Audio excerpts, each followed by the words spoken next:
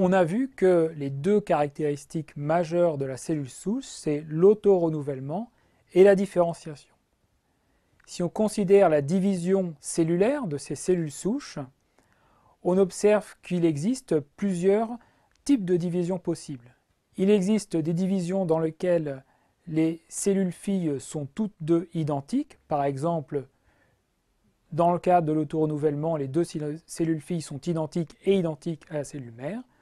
Dans le cas de la différenciation, les deux cellules filles ne sont pas identiques à la cellule mère, mais peuvent être identiques entre elles. Il existe un troisième type de division possible, qui est assez spécifique des cellules souches, c'est la division asymétrique. Dans cette division asymétrique, les deux cellules filles issues de la même cellule mère vont avoir un destin cellulaire différent. Une des cellules filles va être identique à la cellule mère et constituer un phénomène d'auto-renouvellement.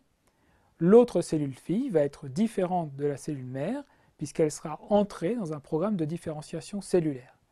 Cette division asymétrique est très particulière et elle permet d'une part de conserver le pool de cellules souches, le réservoir de cellules souches dans un tissu avec l'auto-renouvellement et à la fois permettre la différenciation de certaines des cellules filles vers la transformation en cellules différenciées.